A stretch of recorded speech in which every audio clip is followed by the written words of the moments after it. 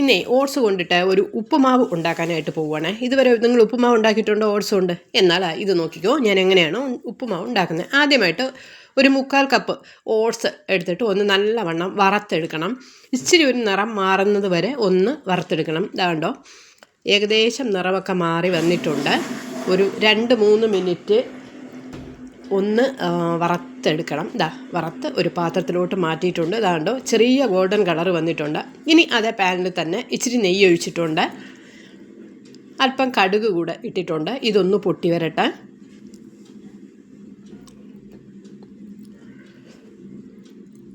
കടുകൊക്കെ പൊട്ടി വന്നിട്ടുണ്ട്.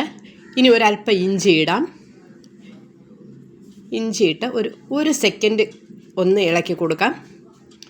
എന്നിട്ട് ഒരല്പം സവാള അരിഞ്ഞതിടാം.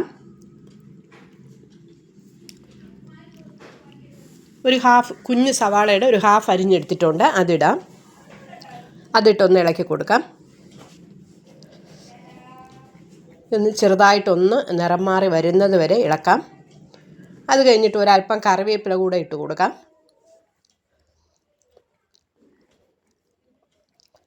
ഒരല്പം കറിവേപ്പില കൂടെ ഒന്ന് ഇട്ട് കൊടുത്ത് നല്ലവണ്ണം ഇളക്കിയിട്ടാം. നമ്മൾ മാറ്റി വെച്ചിരുന്ന ഓട്സ് ഇതിലോട്ടൊന്ന് തട്ടാം. ഇനി നല്ലവണ്ണം ഒന്ന് ഇളക്കി കൊടുക്കാം. നല്ല രീതിയിൽ ഒന്ന് ഇളക്കി മിക്സ് ചെയ്യാം. എല്ലായിടവും ആ നെയ്യുടെ ഒക്കെ ഒന്ന് എത്തുന്നത് വരെ ഒന്ന് നല്ലവണ്ണം ഇളക്കി മിക്സ് ചെയ്യാം.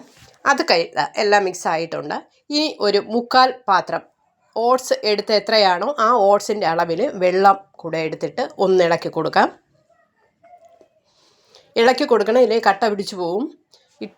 നമ്മൾ വെള്ളം ഒഴിച്ചാൽ ഉടൻ തന്നെ ഒരു 2 മിനിറ്റ് കൈ മാറ്റാതെ ഇളക്കണം. നമുക്ക് തോന്നും ഇതിങ്ങനെ കട്ട കഞ്ഞി പോലെ ഇരിക്കുന്നു അല്ല, ഒരല്പം ഉപ്പും കൂടെ ഇട്ടിട്ടുണ്ട്. ഇതൊന്ന് ഇളക്കി റെഡിയാക്കി വരുമ്പോൾ, ഇതൊന്ന് വെന്ത് റെഡിയായി വരുമ്പോൾ ഇങ്ങനെ കുഴയത്തില്ല. ഇതൊന്ന് ഒരു 2 മിനിറ്റ് ഒന്ന് അടച്ചിടാം. ഇതാണ്ടോ ഏകദേശം തുറന്നൊക്കെ വന്നിട്ടുണ്ട് ഉപ്പുമാവ്. ഇനി ഒരു മുട്ട ചിക്കി വെച്ചിരുന്നത് എടുത്തിട്ടുണ്ട്, അതുകൂടെ ഒന്ന് ഇട്ട് കൊടുക്കാം. എന്നിട്ടൊന്ന് മിക്സ് ചെയ്യാം. ഇതൊന്ന് തണുത്ത് കഴിയുമ്പോഴേ ശരിയാകത്തുള്ളൂ. ഇപ്പോൾ നമുക്ക് തോന്നും ഇങ്ങനെ കട്ടയായിട്ടിരിക്കുന്നു എന്ന്.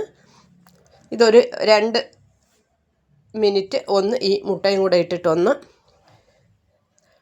കണ്ടോ ഏകദേശം ഇത് റെഡിയായി വന്നിട്ടുണ്ട് ഉപ്പുമാവ്. ഇനി നമുക്ക് ഇതിനെ ഒരു പാത്രത്തിലോട്ട് മാറ്റിയിട്ട് ഒന്ന് തണുക്കാനായിട്ട് വയ്ക്കാം. തണുത്ത് കഴിഞ്ഞാൽ നല്ല ഉപ്പുമാവ് റെഡിയായി കിട്ടും. ഓക്കെ, അപ്പോൾ നിങ്ങളും എല്ലാവരും ഓട്സ് കൊണ്ട് ഇങ്ങനെ ഒരു ഉപ്പുമാവ് ഉണ്ടാക്കുക. പേടിക്കേണ്ട, കുഴഞ്ഞു പോകത്തില്ല. ഇത് ഓട്സ് തണുക്കും തോറും ഇത് നല്ല ഉപ്പുമാവിൻ്റെ രൂപത്തിൽ കിട്ടിക്കോളും. Okay, by.